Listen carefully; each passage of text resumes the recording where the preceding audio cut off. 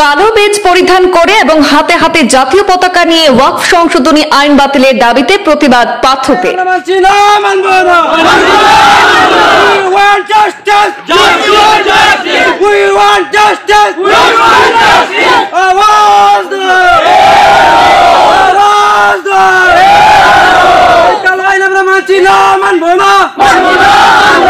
শুক্রবার জুম্মার নামাজের পর পাথু এবং বেদরং এলাকা সহ অন্যান্য জামে মসজিদ কমিটির উদ্যোগে প্রতিবাদ জানালেন মুসলিম সংখ্যালঘুরা।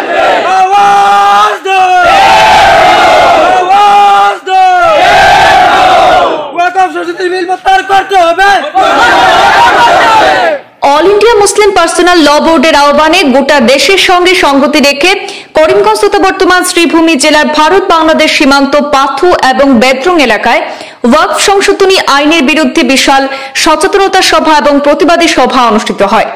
আজ শুক্রবার কালো বেজ পরিধান করে জুম্মার নামাজ আদায় করেন মুসল্লিরা। জুম্মার নামাজের পর পাথু ও বেদরং এলাকা সহ অন্যান্য জামে মসজিদ কমিটির উদ্যোগে পাথু বাজার প্রাঙ্গণে একটি সভার আয়োজন করা হয়। সেই প্রতিবাদী সভায় কয়েক শতাধিক ইসলাম ধর্মাবলম্বী লোকের উপস্থিতিতে সেখানে বক্তব্য রাখেন আইনজীবী হোসেন আহমেদ চৌধুরী সহ অন্যান্য বক্তারা। আইনজীবী হোসেন আহমেদ চৌধুরী বলেন, বিশ্বনবী হযরত মুহাম্মদ সাল্লাল্লাহু আলাইহি ওয়াসাল্লামের যুগ থেকে ওয়াকফ সম্পত্তি দান করা চলে আসছে। একইভাবে স্বাধীন ভারতে ওয়াকফ সম্পত্তির উপর আইন করা হয়।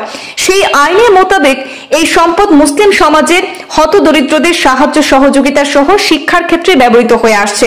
কিন্তু বর্তমান কেন্দ্রীয় সরকার এই আইনকে সংশোধন করে ওয়াকফ সম্পত্তির উপর হস্তক্ষেপ করে দখল করতে চাইছে।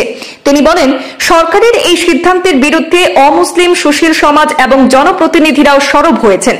লোকসভা ও রাজ্যসভায় বহু অমুসলিম সদস্য এর প্রতিবাদ জানিয়ে বিপক্ষে মতদান করেছেন, এমনকি সুপ্রিম কোর্টে মামলাও করেছেন। আইনজীবী আরো বলেন, এই সিদ্ধান্ত সংবিধান বিরোধী। জোর করে বিলটি আইনে পরিণত করা গণতান্ত্রিক দেশে মোটেই শুভ নয়, সেটা একরকম দাসতন্ত্র।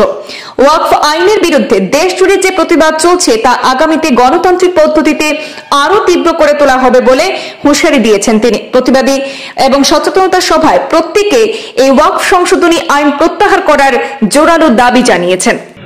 সংবাদ মাধ্যমের বন্ধুরা, আমরা এখানে সমবেত হয়েছি এই ভারতের সংবিধানের 19 নম্বর ধারা মতো শান্তিপূর্ণভাবে আমরা সমবেত হতে পারি, সভা সমিতি করতে পারি এই অধিকার। আর যে ওয়াকফ আইন যেটি পার্লামেন্টে পাশ হয়েছে সেটি সংবিধানের উপর সংবিধানকে লঙ্ঘন করে করা হয়েছে। সেটি গণতন্ত্র, ধর্মনিরপেক্ষতা এবং আইনের শাসনের উপর কুঠারাঘাত করেছে।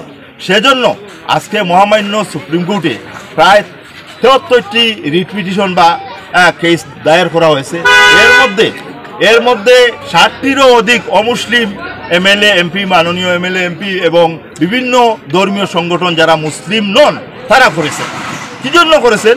তারা যে ভারতের সংবিধান যদি লঙ্ঘন হয়, ধর্মনিরপেক্ষতা এবং আইনের শাসন না থাকে, গণতন্ত্র লঙ্ঘন হয়, তাহলে আমাদের আর কোনো কিছুই থাকবে না, সেই উদ্দেশ্যে তারা করেছেন। আর আমরা এখন আদালতে মামলা থাকার পরও এই সভা সমিতিগুলো করছি, এগুলো নিয়ে বিভ্রান্তির সৃষ্টি হয়েছে। আজকে আমি এখানে ভারতের সংবিধান নিয়ে আমি গত শুক্রবারেও একটা সভা করেছি। সংবিধান নিয়ে আমরা কোন জায়গায় কিভাবে এটি লঙ্ঘন করেছে সেটিও আমরা প্রদর্শন করেছি, মানুষকে বোঝানোর চেষ্টা করেছি। আর আমরা সবাই জাতি ধর্ম বর্ণ নির্বিশেষে শান্তিপূর্ণ সহাবস্থান, এখানে আমাদের ভারতবর্ষের সব ধর্মাবলম্বী মানুষ, হেতায় ঐর্য, হেতায় অনার্য, হেতায় দ্রাবিড়, চীন, মোগল, পাঠান, শকুন, চীন, মোগল, পাঠান, এক দেওয়াল অলিন, এই ভারতের মহামানবের সাগর তীরে এই যে আমাদের যে চিরাচরিত ভারতীয় সংবিধানের যে বৈশিষ্ট্য, সবাই এখানে আমরা ভারতবর্ষে সব মানুষ আছে, কোনো ধর্মাবলম্বী মানুষকে এখান থেকে বিতাড়িত করা হয়নি। এই সবার মধ্যে সম্প্রীতি বজায় থাকবে এবং ধর্মনিরপেক্ষতা, আইনের শাসন অক্ষুণ্ণ থাকবে, সর্বোচ্চ সংবিধান অক্ষুণ্ণ থাকবে, সুরক্ষিত থাকবে।